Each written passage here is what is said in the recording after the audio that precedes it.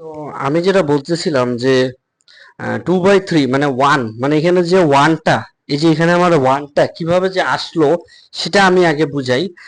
দেখো, খেয়াল করো, এখানে আমরা অনেক সময় যে 2/3 / 3 যখন লিখি, তখন এটাকে যদি আমি মানে উল্টাই, বা এটাকে যদি আমি গুণে কনভার্ট করি, ঠিক আছে, এই ভাগটাকে যদি গুণে কনভার্ট করি তাহলে কি করি, যে প্রথমে আমি ভাগ দিই, ভাগ দেওয়ার পরে এটাকে উল্টায় দিই, উল্টায় দেওয়ার পর কি নাম উল্টায় দিই, আহ, উল্টায় দেওয়ার কারণে আমার কি হয়, যে উপরে ওয়ান চলে যায়, নিচে থ্রি আসে। এখন এইখানে ওয়ানটা আসলো কিভাবে?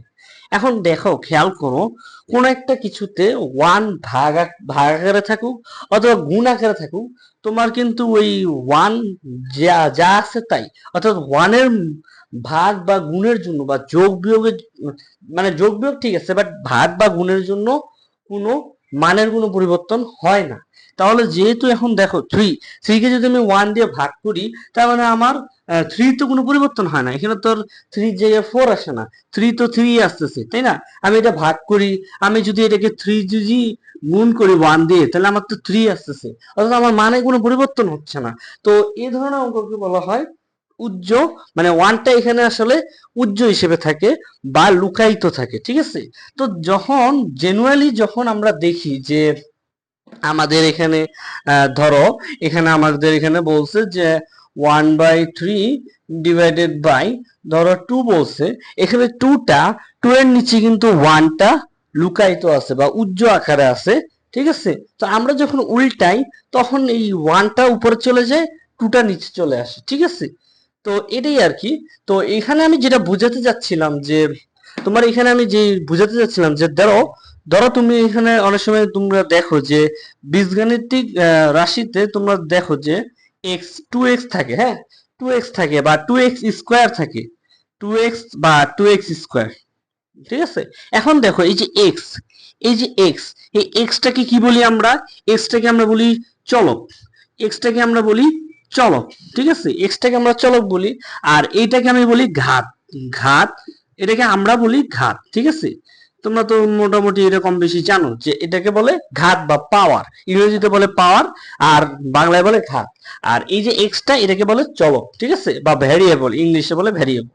এবার দেখো, এই যে আমাদের চলক, চলকের সাথে যে আবার টু, এই যে একটা সংখ্যা আছে, এই যে আমার একটা নাম্বার আছে, এই নাম্বারটাই হচ্ছে আমার সহগ, এটাকে আমরা বলি সহগ, অর্থাৎ এক্স এর সহগ, এক্স এর সহগ। এখানে দেখো, টু এক্স স্কোয়ারের সহগ কত?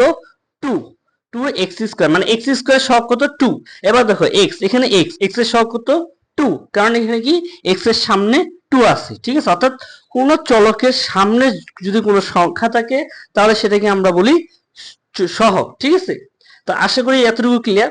তো এইখানেও কাহিনীটা এরকমই, এখানেও দেখো, এখানে কাহিনীটা এরকমই, যে ধরো আবার দেখো, আবার তুমি যদি দেখো যে এক্স স্কোয়ার বা এক্স, ঠিক আছে? এখন দেখো, এখানে তো সামনে সংখ্যা নাই, তার মানে কি এটা চলো সহগ নাই? না, এটা ভুল কথা, এটা সামনে সহগ আছে, সেটা হচ্ছে কি ওয়ান।